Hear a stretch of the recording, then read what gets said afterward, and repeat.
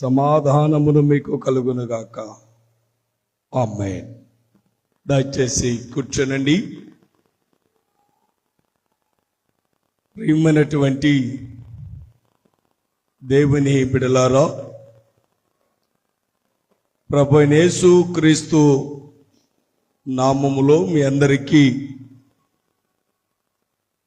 ఈ ఉదయకాల శుభాలు వందనములు చెల్లిస్తూ ఉన్నాను. దేవుని ఉచితమైన మహాకృపను బట్టి గడిచినటువంటి పరిశుద్ధ దినము నుండి మరొక పరిశుద్ధ దినము వరకు ఆయన కృపలో మనలను కాచి కాపాడి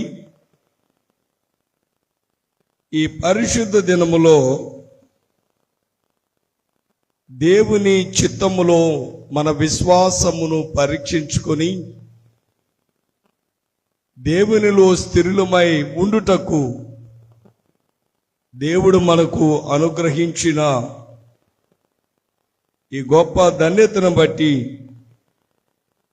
దేవునికి మనము స్తుతులు చెల్లించవలసిన వారమై ఉన్నాం. ఈ సమయంలో ఈ త్రిత్వం తర్వాతి 6వ ఆదివారములో చదవబడిన లేఖన భాగమును ధ్యానించే ముందు తలలు వంచి చిన్న ప్రార్థన చేసుకుందాం. పరిశుద్ధుడైన మా తండ్రి, జీవాధిపతివైన ప్రభు, మీకు వందనములు స్తోత్రములు చెల్లిస్తూ ఉన్నాం. మీ అనలేని కృపను బట్టి ఈ సమయంలో మీ లేఖన భాగము ధ్యానం చేయనై ఉండగా వినగలిగిన చెవులను, గ్రహించగలిగిన మనస్సును మాకు అనుగ్రహించి నా నోటి మాటలు, మా అందరి హృదయ ధ్యానములు మీ దృష్టికి అంగీకారంగా చేసి మహిమ పొందమని యేసు నామములో వేడుకొని ప్రార్థన చేస్తూ ఉన్నాము తండ్రి. ఆమేన్. ప్రియమైనటువంటి దేవుని బిడలారా, త్రిత్వం తర్వాతి 6వ ఆదివారంలో చదవబడినటువంటి ఈ లేఖన భాగములను మనము గమనించిన వారమైతే పాత నిబంధన లేఖన భాగములో ప్రవక్త అయినటువంటి మోషే ద్వారా ఇశ్రాయేలీల ప్రజలు దేవుని చిత్తమునకు లోబడి దేవునికి ఇష్టలుగా వారు జీవించడానికి మానవునికి దేవునికి మధ్య ఉండవలసిన నిబంధన, మానవుడు దేవుని పట్ల చూపించవలసినటువంటి కర్తవ్యం, ఒక వ్యక్తి మరొక వ్యక్తితో కలిగి ఉండవలసినటువంటి బాంధవ్యాలను తెలియచేస్తూ తండ్రి అయిన దేవుడు మోషే ద్వారా తన ప్రజలైన ఇశ్రాయేలీలను ప్రేమించి వారికి ధర్మశాస్త్రమును సీనాయి పర్వతము మీద దేవుడు మోషేకు అనుగ్రహించాడు. ఈ ధర్మశాస్త్రము మానవునిని ఎలాగూ జీవింపచేయాలి, ఈ ధర్మశాస్త్రము మానవుని మార్గమును, మానవ మార్గమును సరిచూచుకొనడానికి దేవుడు కలుగు చేసినటువంటిది ఈ ధర్మశాస్త్రం. ప్రియులారా, ఈ ధర్మశాస్త్రము మన జీవితము ఎలాగ ఉందో పరీక్షించి దేవునికి వ్యతిరేకమైన స్థితిని కలిగి ఉంటే పశ్చాత్తాపముతో దేవుని వద్దకు నడిపించేటువంటిది ధర్మశాస్త్రం. అయితే ప్రియులారా, ఇశ్రాయేలీల ప్రజలు ఈ ధర్మశాస్త్రం దానిని అభ్యసించి వారు తమ సహజ స్థితిని ఏ రీతిగా అద్దంలో చూసుకుంటారో అలాగుననే వారి తప్పిదములను ధర్మశాస్త్రము ద్వారా సరిచూచుకొని దేవుని రక్షణ ఆనందములో జీవించడానికి ఆయన 10 ఆజ్ఞలను సీనాయి పర్వతము మీద మోషేకు దేవుడు అనుగ్రహించాడు. ప్రియులారా, ధర్మశాస్త్రము నిన్ను నన్ను రక్షించలేదు, కానీ రక్షణకు మార్గమును చూపించేటువంటిది ధర్మశాస్త్రం. కాబట్టి తండ్రి అయిన దేవుడు ఇశ్రాయేలీల ప్రజలు ఐగుప్తు నుండి విడుదల పొంది అరణ్యములో వారు ప్రయాణం చేస్తున్న సమయం మోషే ద్వారా వారికి ఇచ్చినటువంటి ఈ ధర్మశాస్త్రం 2 భాగాలు. ఒకటి, దేవుని పట్ల మానవుడు కలిగి ఉండవలసినటువంటి బాధ్యత. రెండవది, మానవునిగా తోటి మానవుని పట్ల కలిగి ఉండవలసిన బాధ్యత. ఈ మోషే ధర్మశాస్త్రములో చెప్పబడినటువంటి ఈ ఆజ్ఞలను యేసుక్రీస్తు ప్రభువారి దగ్గరకు వచ్చి కొందరు ఆయనను అనేక విధాలుగా ఇబ్బంది పెట్టడానికి ఒక ధర్మశాస్త్రోపదేశకుడు యేసుక్రీస్తు ప్రభువారిని అడుగుతూ ఉన్నాడు. ఏమని అంటే, మోషే ధర్మశాస్త్రములో ప్రాముఖ్యమైన ఆజ్ఞ ఏది? ఈ 10 ఆజ్ఞలలో ఒక ఆజ్ఞ మంచిది అని చెప్తే మిగిలిన 9 ఆజ్ఞలు మోషే ధర్మశాస్త్రాన్ని వ్యతిరేకించాడు. యేసుక్రీస్తు ప్రభువారు అంటారు, నేను ధర్మశాస్త్రాన్ని కొట్టివేయడానికి రాలేదు, కానీ ధర్మశాస్త్రమును నెరవేర్చడానికి ఆయన లోకానికి వచ్చాడు. ప్రియులారా, మరి ధర్మశాస్త్రంలో ప్రాముఖ్యమైన ఆజ్ఞ ఏది?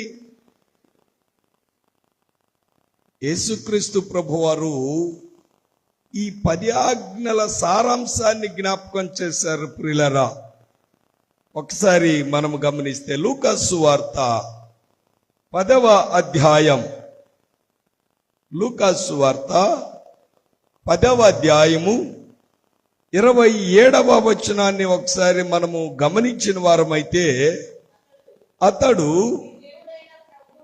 ప్రభువును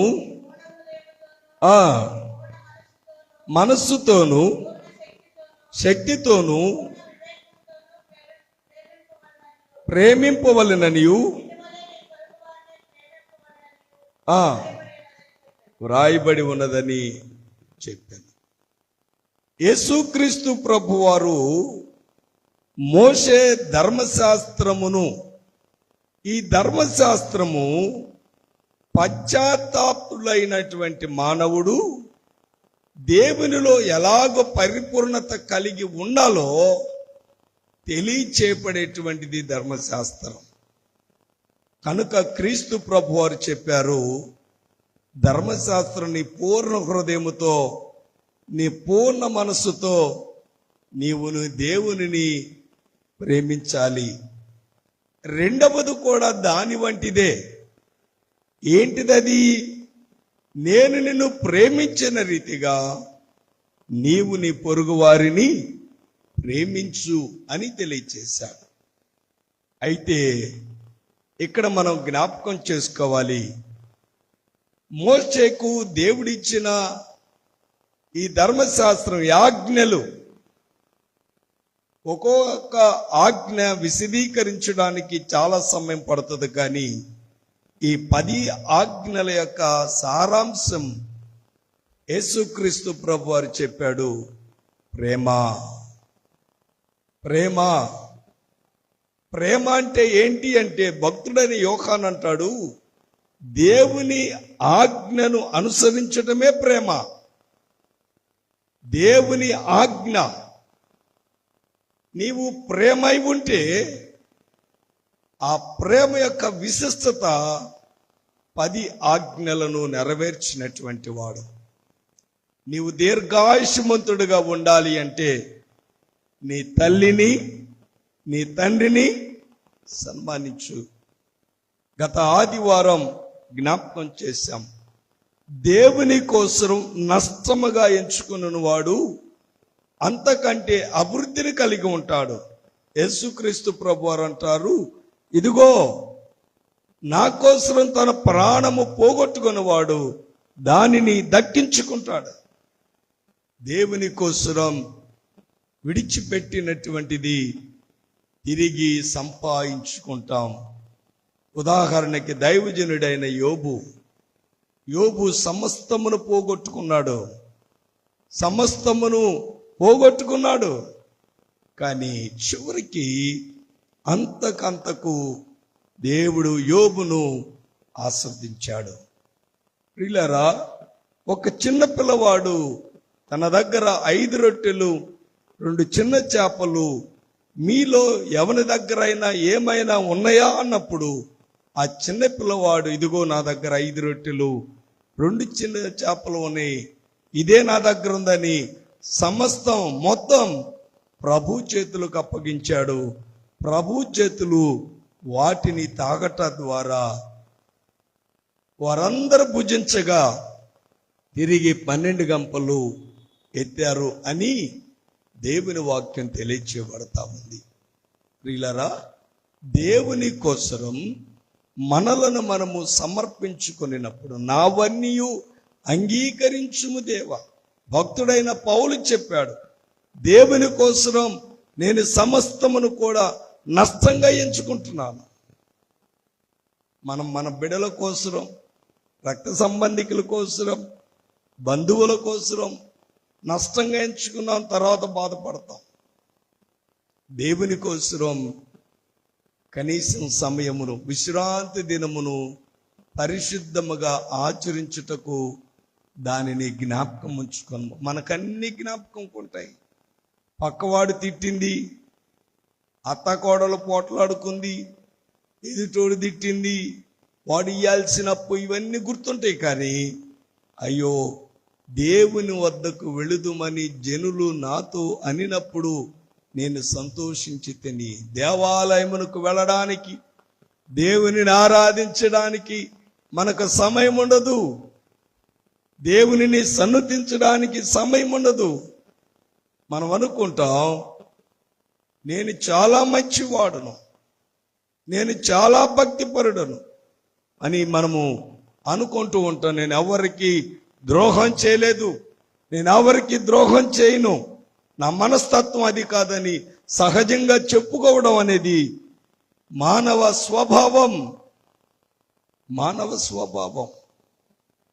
అయితే పౌలు అంటాడు, ఎఫెసీ సంఘమునకు ఆయన రోమా సామ్రాజ్యములో దేవుని కోసం చెరసాలలో బంధించబడి ఆయన మాట్లాడతాడు ఎఫెసీ సంఘముతో, ఓ ఎఫెసీ సంఘస్థులారా, మీరు ఎలాగా ఉన్నారంటే మీ పాపముల చేతను, మీ అపరాధముల చేతను మీరు చచ్చిన వారై ఉన్నారు.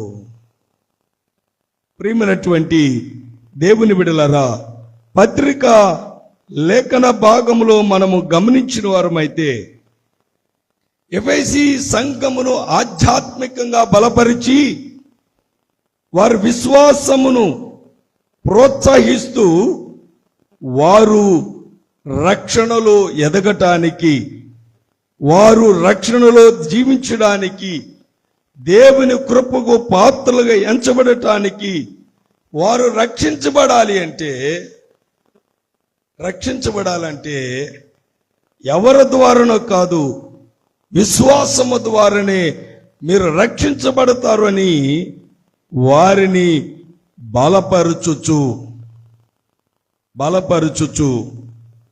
దేవుని చేత ఏర్పరచబడినటువంటి వారమై ఉన్నాము అని పౌలు ఎఫెసీ సంఘాన్ని బలపరుస్తూ ఉన్నాడు. ప్రియులారా, ఈరోజు ఎఫెసీ సంఘమును మాత్రమే కాదు, క్రీస్తు యేసునందలి విశ్వాసము కలిగిన మనలను ఆయన బలపరుస్తూ ఉన్నాడు. మన విశ్వాసం ఎలాగా ఉంది? మనం అనుకుంటూ ఉన్నాం, నేను ఏ అపరాధము చేయలేదు. అందుకనే పౌలు ఈ ఎఫెసీలకు రాసిన పత్రిక 2వ అధ్యాయం మీరు ఒకసారి గమనించినట్లయితే పౌలు మాట్లాడుతూ ఉన్నటువంటి మాటలు ఇక్కడ మనకు కనబడతా ఉంది. ప్రియమైనటువంటి దేవుని బిడ్డలారా, ఎఫెసీలకు రాసిన పత్రిక 2వ అధ్యాయము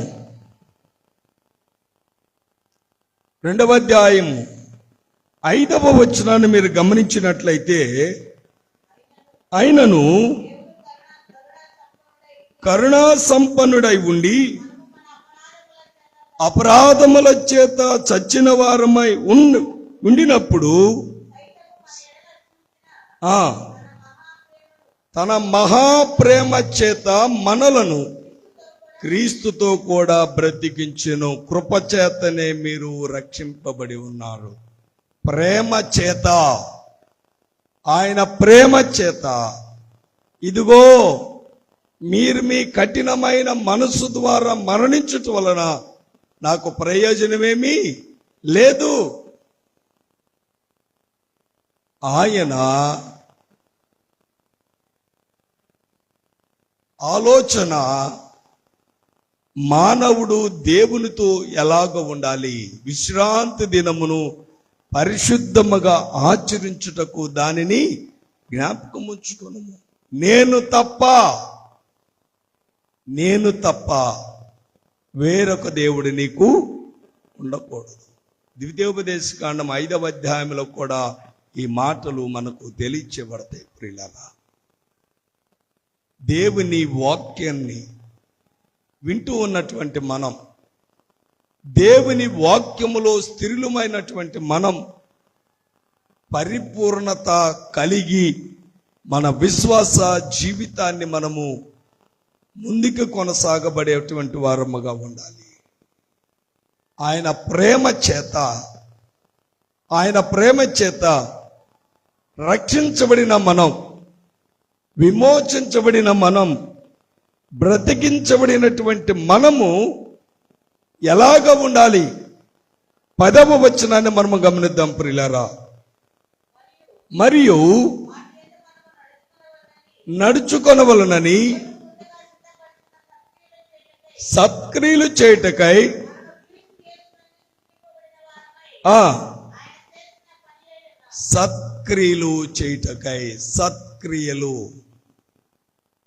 సత్క్రియలు మంచి పనులు మనము జరిగించడానికి మనము దేవాలయంలోకి వస్తున్నాం, దేవాలయంలో ఉంటూ ఉన్నాం. మనం సెల్ ఫోన్స్ ముచ్చటి మన మనస్సులు దేవుని సన్నిధానములో లేకుండా నామకార్థమైన భక్తి, నామకార్థమైనటువంటి విశ్వాసం, నామకార్థమైన ప్రార్థన ఒకవేళ మనము కలిగి ఉన్నామేమో ఒక్కసారి మనలను మనము పరిశీలన చేసుకుని వలన ఈ సమయంలో జ్ఞాపకం చేస్తున్నాను. ప్రియులారా, దేవుని కృపచేత రక్షించబడినటువంటి మనము, దేవుని వరమును కలిగి ఉన్న మనము సత్క్రియలు చేయుటకై, మంచి పనులు చేయుటకై. మంచి పని చేయడానికి మానవునికున్న మంచి లక్షణం ఏమిటంటే మంచి పని చేయడానికి ముందుకు రాడు, కానీ మంచి కానటువంటి దానిని చేయడానికి మూకమ్ముడిగా ముందుకెళ్తూ ఉంటారు. ప్రియులారా, శత్రువులు కూడా ఒకటిగా ఎంచబడతారు. అలాంటి వారు ఎవరైనా బైబిల్లో ఉన్నారా అంటే ఉన్నారు. నేటి దినంలో మంచి పని చేయడానికి ముందుకు రానటువంటి నామకార్థ క్రైస్తవులు చాలా మంది ఉన్నారు. అదేమంటే అది నా ద్వారే జరగాలి తప్ప ఇతరులు ఎవరి ద్వారా జరగకూడదు, నేనే చేయాలి. స్వార్థపూరితమైన, వ్యసనపరుడైన, భక్తిహీనత కలిగినటువంటి ఆలోచన మనసులో పెట్టుకొని పైకి చాలా మంచి మాటలు మాట్లాడేటువంటి నామకార్థమైన జీవితాలు మనము కలిగి ఉన్నామేమో. పైకి మంచి మాటలు మాట్లాడతాం, కానీ ఎదుటివాడు శపించబడాలని అంతరంగములో. అందుకని కీర్తనకారుడు అంటాడు, నా అంతరంగములోనున్న సమస్తమా ఆయన పరిశుద్ధ నామమును సన్నతించు. ఎందుకు ఈ 10 ఆజ్ఞలు? దేవుని కృపచేత, ఆయన ప్రేమ చేత రక్షణలోనికి నడిపించబడిన మనం సత్క్రియలు చేయడానికి, మంచి పనులు చేస్తూ దేవుని రాజ్య వారసులముగా ఎంచబడటానికి ఆయన నిన్ను నన్ను ప్రేమించాడు. ప్రియులారా, నిన్ను నన్ను ప్రేమించాడు. ప్రియులారా, నేటి క్రైస్తవ సంఘం, నేటి క్రైస్తవ సమాజం ఇతరులకు మాదిరికరమైనటువంటిదిగా ఉందా లేదా? దేవుని బిడ్డగా మనం ఎలాగ ఉన్నాం? దేవుని యందు విశ్వాసత కలిగిన మనము ఎలాగ ఉన్నాం? ఒక్కసారి పరిశోధన చేసుకోవాలి, ఒక్కసారి ఆలోచన చేసుకోవాలి. దేవాలయములో జీవిస్తూ ఉన్నప్పుడు, దేవాలయమునకు వచ్చినప్పుడు, దేవాలయములో ప్రార్థన చేస్తున్న వ్యక్తులు ఇద్దరు కనబడతారు. ఒకడు గర్వముతో ప్రార్థించాడు, ఇదిగో ఈ సుంకరిగా పుట్టించినందుకు నీకు వందనాలు. మరి ఒకడు ప్రార్థన చేశాడు, పాపినైన నన్ను కరుణించు, ఆకాశం వైపు కన్నులెత్తుటకు కూడా నేను యోగ్యుడను కాను అని ప్రార్థించాడు. పిల్లరా, పశ్చాత్తాపముతో కూడిన ప్రార్థన. నేను పాపినని ఒప్పుకొని ఇంతకాలము దేవునికి వ్యతిరేకమైన జీవితాలు జీవించినటువంటి ఆ జీవితాన్ని విడిచి దేవునికి ఇష్టనిగా జీవించాలి. నా తల్లిదండ్రులకు నేను లోబడి ఉండాలి. ఆయన నన్ను ప్రేమించినట్లుగా నేను కూడా నా పొరుగువాని పట్ల ప్రేమను చూపించాలి. కానీ నేటి దినాలలో మనం ఎలాగ ఉన్నాం? ఆయన నన్ను ప్రేమించాడు.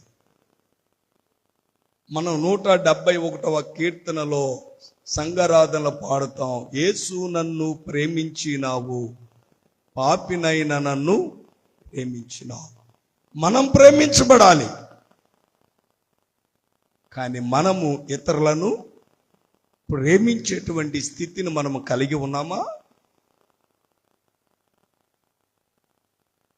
కాబట్టి ఇది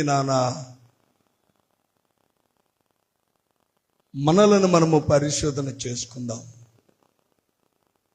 సత్క్రియలు చేయటానికి, మంచి పనులు జరిగించడానికి, దేవుని బిడలగా మనం ఎలాగ ఉన్నాం? ఈ 10 ఆజ్ఞలలో 10 ఆజ్ఞలలో మన జీవితానికి అన్వయించుకుంటే ఎన్ని ఆజ్ఞలు పాటిస్తూ ఉన్నాం? ఎన్ని ఆజ్ఞలు పాటిస్తున్నాం? చెప్పే దగ్గర, నా దగ్గర నుంచి వినే దగ్గర, మీ దగ్గరకి ప్రతి ఒక్కరము కూడా ఏదో ఒక ఆజ్ఞను ధిక్కరిస్తున్నటువంటి వారమే. అది సంపూర్ణమైన జీవితమా? అది పరిపూర్ణమైన జీవితమా? కాదు. పరిపూర్ణత కలిగి ఉండాలంటే, నేను పరిపూర్ణుడనై ఉన్నాను. ఆయన ఒక సవాల్ చెప్తాడు, మీలో ఎవడైనను నాలో పాపమున్నదని రుజువు చేయగలరా అంటే ఏ ఒక్కరు కూడా రుజువు చేయలేకపోతారు. రెండవది, పాపపు స్త్రీని రాళ్లతో కొడుతూ తరుముకుంటూ వెళ్తున్నప్పుడు, ఆయనను ఆశ్రయించినప్పుడు, ఆయన నేల మీద వ్రాస్తూ ఉన్న సమయంలో రాళ్ళు తీసుకొని వస్తున్నటువంటి వారితో చెప్పాడు, మీలో పాపము లేనివాడు, తప్పు చేయనివాడు మొదట రాయి విసరండి అన్నప్పుడు వారు ఏ రాళ్లతో పాపము చేసిన స్త్రీని హతమార్చాలని ఆలోచన చేశారో ఆ రాళ్లను యేసు క్రీస్తు ప్రభువారు చెప్పిన మాట విన్న తర్వాత వాటిని క్రింద పడవేసి వెనుతిరిగి వెళ్ళిపోయారు. ప్రియులారా, సమరయ స్త్రీ యేసుక్రీస్తు ప్రభువారు చెప్పిన మాట వింది. మనం కూడా దేవుని వాక్యాన్ని వింటూ ఉన్నాం. యేసయ్య అంటాడు, మీరు వినటం మట్టుకైతే వింటూ ఉన్నారు, కానీ ఎంత మాత్రము కూడా గ్రహించటం లేదు. దేవుని వాక్యము ద్వారా మీ జీవితాలు, మన జీవితాలు నూతనపరచబడాలని ఆలోచన చేయడం లేదు. దేవాలయంలో ఉన్నంతసేపు భక్తిపరులముగా నటిస్తాం. దేవాలయమును బయటికి వెళ్ళిన తర్వాత లోకమే నటనాలయం. లోకములో ఉన్న సమస్తము మనమే కలిగి ఉంటాం.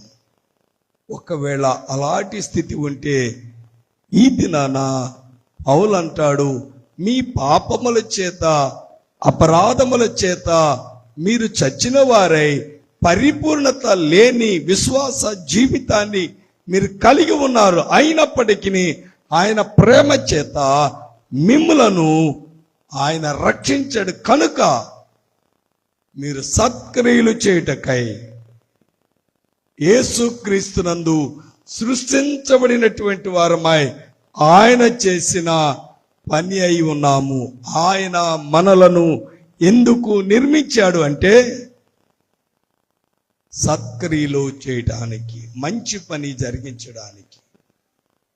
ప్రియమైనటువంటి వారలారా, అలాంటి స్థితిని నీవు నేను కలిగి ఉండాలని దేవుని వాక్యం మనకు తెలియచేయబడుతూ ఉంది. ఈ దినాన సువార్త లేఖన భాగాన్ని మనము గమనించినప్పుడు, ఈ సువార్త లేఖన భాగములో మత్తయి సువార్త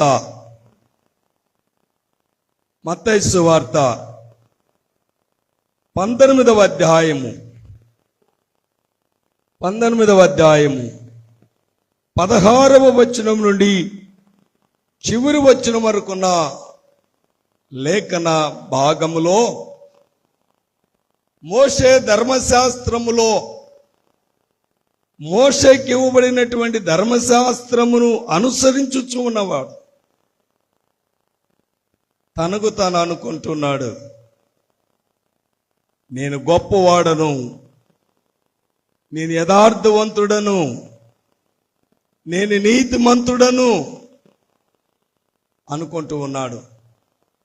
యవనస్తుడు, అధికారం కలిగినటువంటి వాడు, ధనమును సంపాదించినటువంటి వాడు.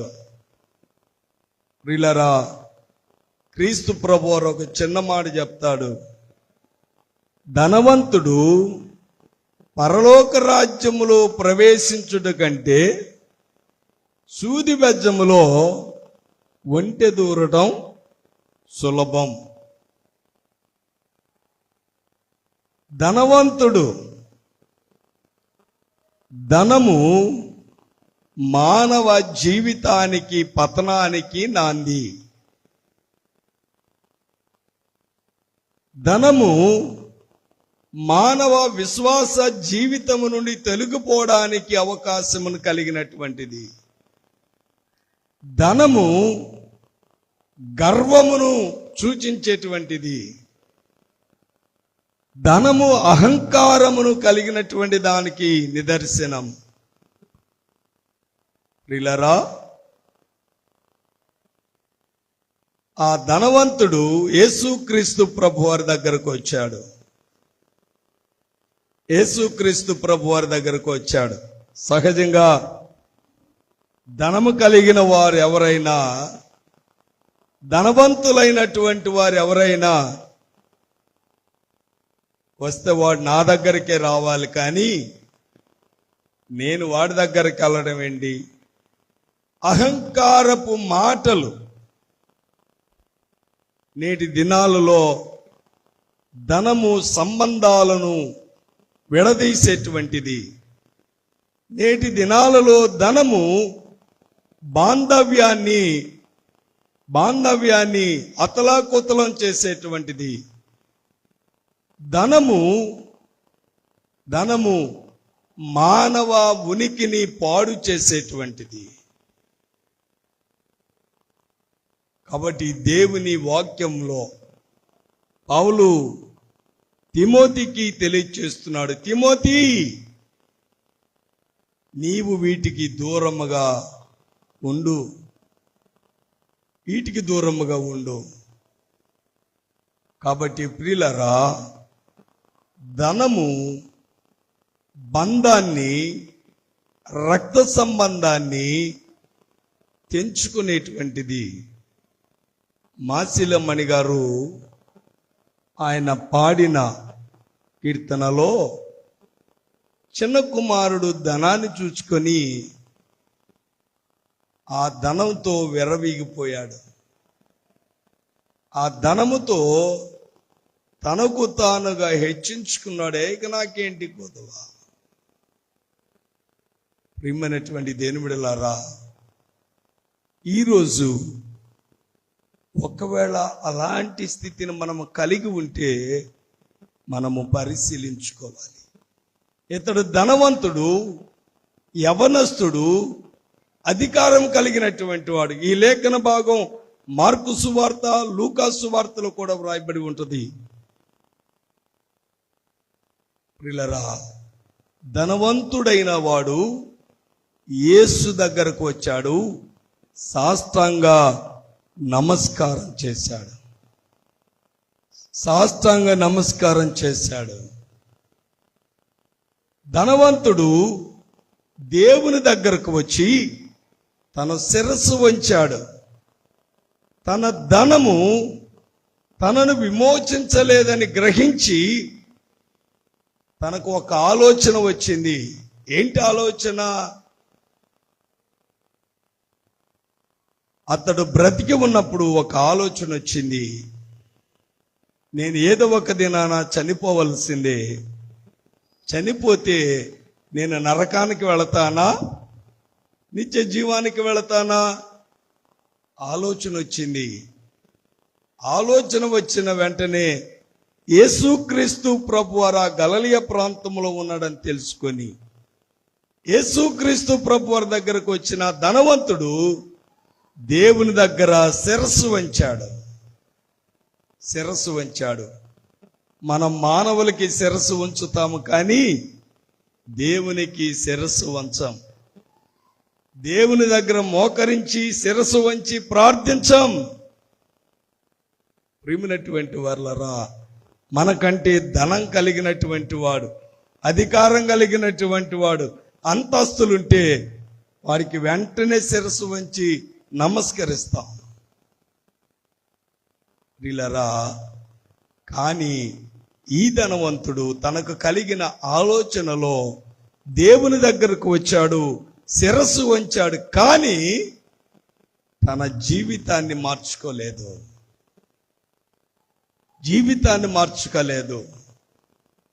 తనకు తానుగా అనుకున్నాడు, నేను పరిపూర్ణను. ప్రభువుకు తెలీదా? నిన్ను నన్ను రూపింపక మునుపు, నిన్ను నన్ను ఆయన నిర్మించక ముందు నీవు నేనేమిటో ఆయనకు బాగా తెలుసు. ఈ ధనవంతుడైనటువంటి యవనస్తుడు యేసుక్రీస్తు ప్రభు వారి దగ్గరకు వచ్చి మాట్లాడుతూ ఉన్నాడు. ధనవంతునికి దేవునికి మధ్య జరుగుతున్న సంభాషణ.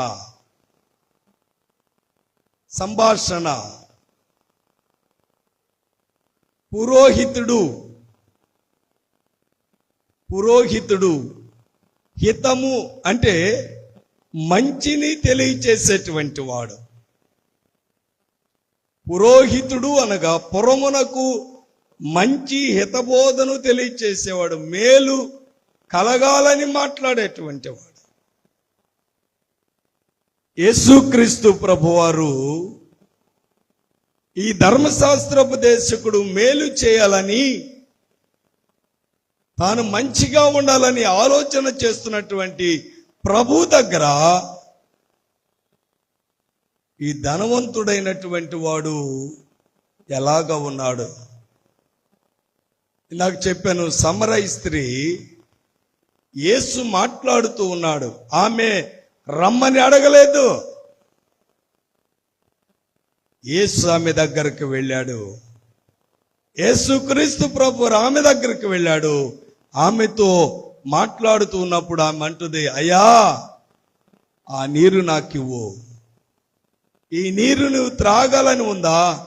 నేనిచ్చిన నీరు త్రాగిన వాడు ఎన్నటికి తప్పికొనడని చెప్పిన మాట తన హృదయాన్ని ప్రతిధ్వనింపజేసింది.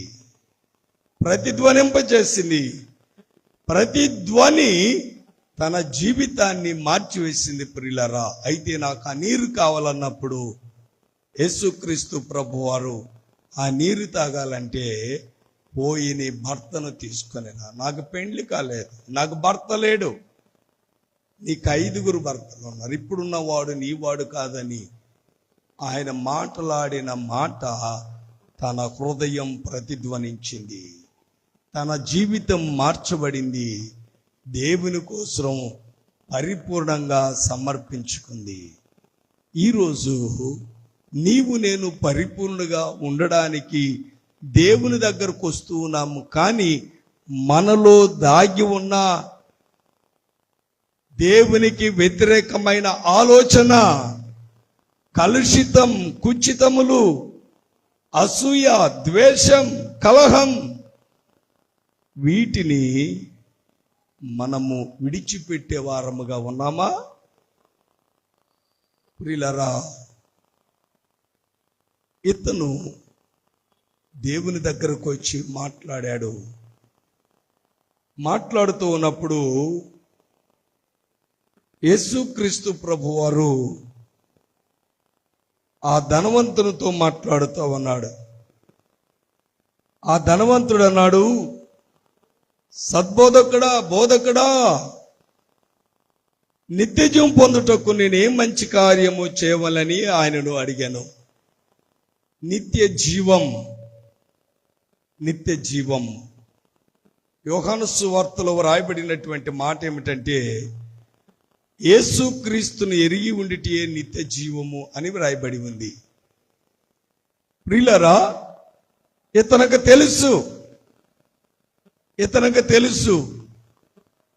ఏం తెలుసు? నిత్య జీవము అనేటువంటిది ఉంది.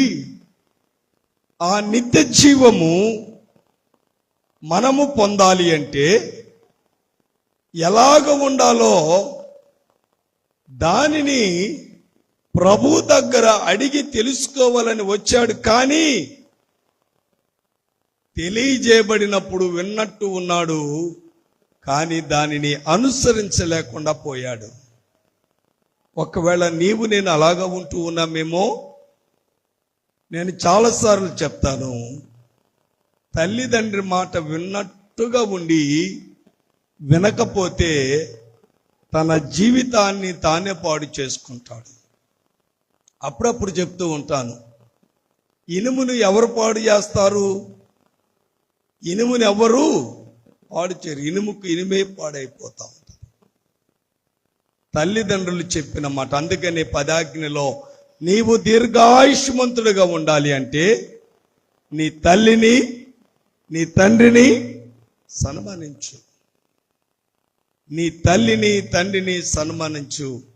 కానీ ఈరోజు పరిస్థితులలో తల్లిదండ్రులను పూజించేవారు, తల్లిదండ్రులను సన్మానించేవారు, తల్లిదండ్రుల మాటకు విధేయతను కనపరిచేవారు చాలా అరుదుగా మనం చూస్తూ ఉన్నాం. కానీ నీవు నేను ఆయన బిడలం. నీవు నేను ఆయన బిడలం. 435వ కీర్తనలో కీర్తనాకారుడు అంటాడు, యెహోవా మా తండ్రి కాడా, యేసుడు మా అన్న కాడా. ఆ తండ్రి తన ప్రేమను వెల్లడి చేసి తన మహాకృప చేత నిన్ను నన్ను విమోచించి రక్షించి సత్క్రియలు చేయడానికి ఆయన మనలను నియమించినప్పుడు ఆ సత్క్రియలు మంచి పనులు చేయడానికి మనం ఆలోచన చేస్తున్నామా? అతను అనుకున్నాడు, సద్బోధకుడా, బోధకుడా, నేను నిత్య జీవం పొందడానికి ఏం చేయాలి? యేసుక్రీస్తు ప్రభు వారికి తెలియదా? ఆయన ఆశ్చర్యకరుడు, ఆలోచనకర్త, బలవంతుడైన దేవుడు, నిత్యుడకు తండ్రి, సమాధానకర్తని పేరులు పెట్టబడినటువంటి ఆయనకు నిన్ను నన్ను రూపింపకమనిపే మనమేమై ఉన్నామో తెలియదా?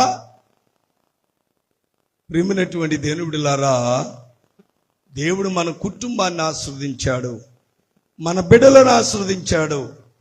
అయినా ఒకవేళ దేవునికి ప్రాధాన్యత ఇవ్వలేని స్థితిలో ఉన్నామేమో.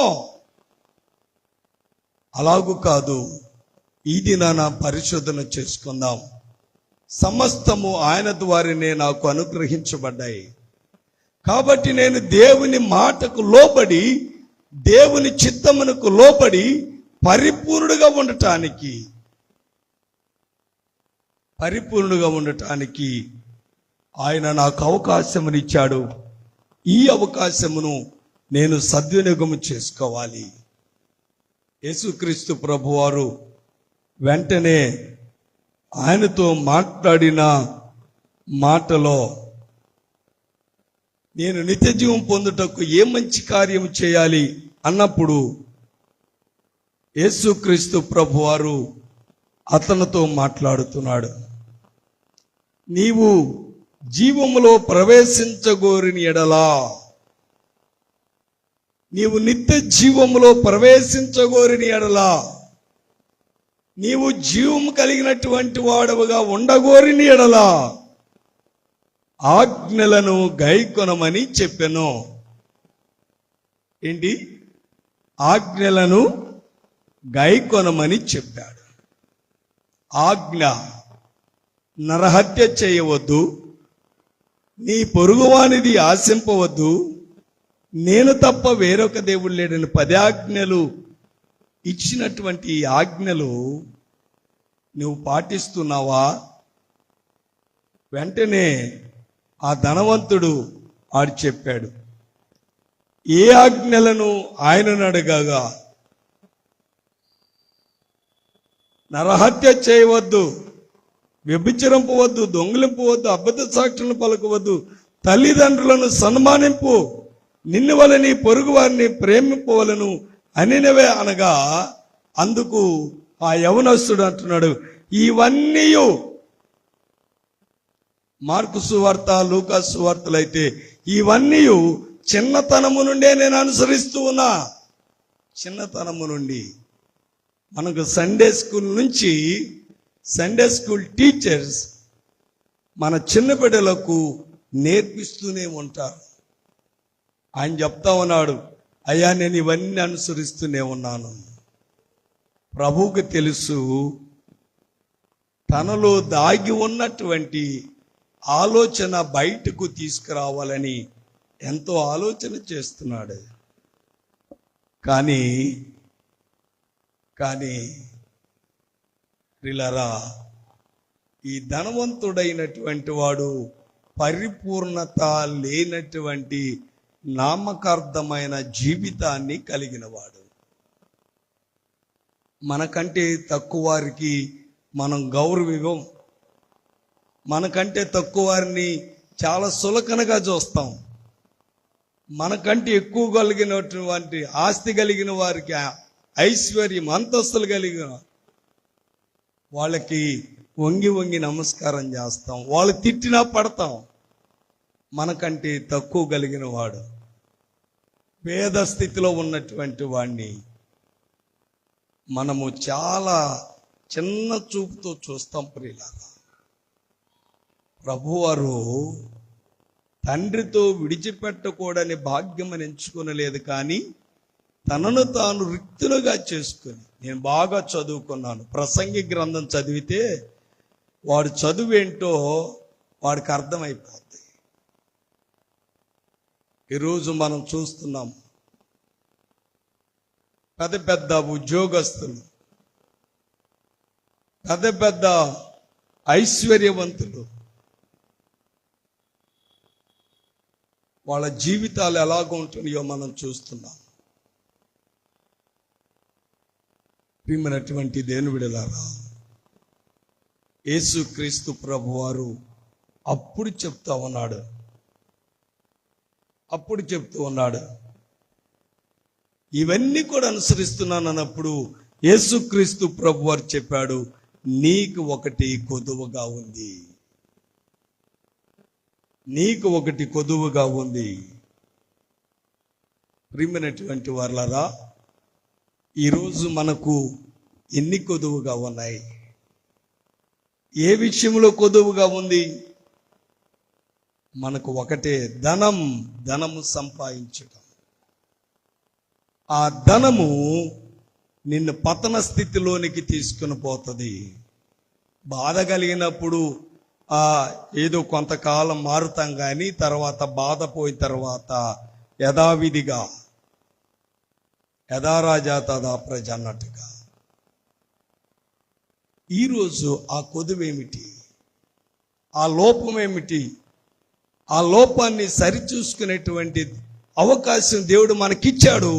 ఆ అవకాశాన్ని మనం సద్వినియోగం చేసుకొని మనలను మనము సరిచూసుకోవాలని ఈ సమయంలో జ్ఞాపకం చేస్తూ ఉన్నాను. ధనము విశ్వాసము నుండి దూరపరిచేటువంటిది.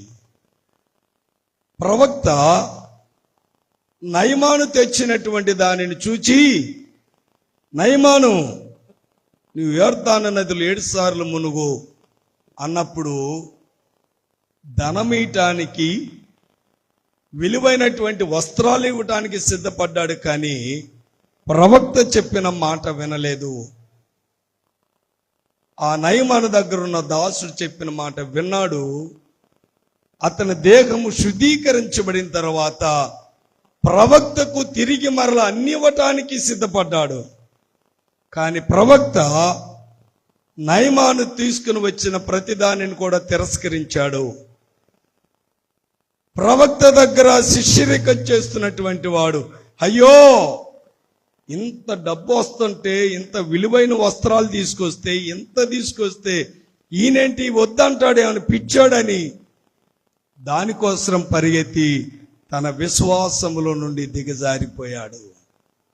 జక్కయ్య, యేసును చేర్చుకున్న జక్కయ్య తనకు కలిగినదంతా కూడా, ఇదిగో నా ఆస్తిలో సగభాగం పేదలకిస్తున్నాను, అన్యాయంగా తీసుకుంటే 1కి 4 అంతలు చెల్లిస్తున్నాను అన్నప్పుడు యేసుక్రీస్తు ప్రభువారు అన్నాడు, ఇతడు అబ్రహాము కుమారుడే. ప్రియులారా, మన ఆలోచన యథార్థత కలిగినటువంటిదిగా ఉందా? మనము యథార్థమైన విశ్వాసంలో ఉన్నామా? మనము యథార్థమైన దేవుని బిడలుగా జీవిస్తూ ఉన్నామా? నామకార్థం, మోసపూరితమైన ఆలోచన. మీరు మలాకి గ్రంథాన్ని చదివితే మన యథార్థవంతులమో కాదో దేవుని వాక్యం మనకు తెలియచేయబడతా ఉంది. రోగం వచ్చినప్పుడు, బాధ వచ్చినప్పుడు, కష్టం వచ్చినప్పుడు నన్ను ఎవరు చూసేవాళ్ళు లేరు, నన్ను ఎవరు ఆదుకునేవాళ్ళు లేరు, నాకెవరు సహాయకులు లేరు, నేను అందరికీ చేశానని 100 చెప్తాం. జ్ఞాపకం చేసుకున్నాను. యేసుక్రీస్తు ప్రభువారు ఒక చిన్న మాట చెప్పాడు, అయితే నీకు ఒకటి కొదువా, నీవు పరిపూర్ణుడిగా ఉండడానికి కొదువ ఒక్కటే. ఏంటా కొదువా? నీవు వెళ్ళి నీ ఆస్తిని అమ్మి పేదలకు ఇచ్చేయి. తన ఆస్తంతా పాడు చేయాలని దేవుని ఉద్దేశం కాదు. అతని ఆలోచన విధానములో ఇంకా ఏమైనా మార్పు వస్తుందేమోనని ఆలోచన చేశాడు. కానీ తనకంటే తక్కువ స్థితిలో ఉన్నటువంటి వాని పట్ల హేయమైనటువంటి భావము కలిగిన ఈ ధనవంతుడైన యవనస్తుడు దేవుని రాజ్యాన్ని పొందుటకు అనర్హుడిగా ఎంచబడ్డాడు. ఈరోజు ఈ వాక్యం వింటూ ఉన్న మనం యథార్థత, పరిపూర్ణత కలిగిన వారి క్రైస్తవ విశ్వాస జీవితంలో బేదలు ఎల్లవేళ మనతో ఉన్నారు.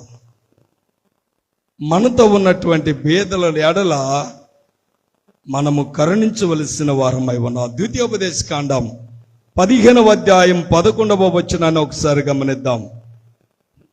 ద్వితీయోపదేశకాండం. అందుచేత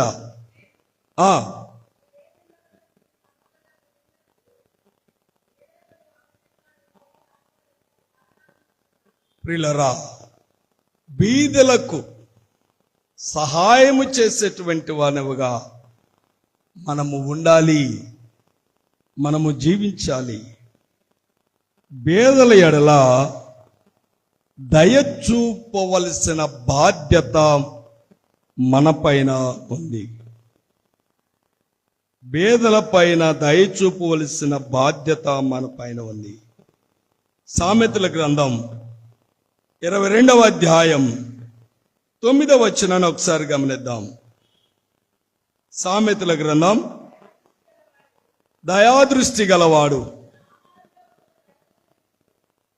తన ఆహారములో కొంత దరిద్రులకిచ్చును. ప్రియులారా, పేదవారికి తన ఆహారంలో కొంత పేదవారికి ఇచ్చేవాడుగా ఉండాలి. మరొక మాట, బేదలను కనికరింపవాని పరిస్థితి. చాలా విషయాలు ఉన్నాయి కానీ అవన్నీ చెప్పడం లేదు, ఒక్కొక్కటి మాత్రమే నేను మాట్లాడుతా ఉన్నాను. బేదలను కనికరింపవాని పరిస్థితి మనము గమనించిన వారమైతే యాకోబు పత్రిక 4వ అధ్యాయము 17వ వచనం.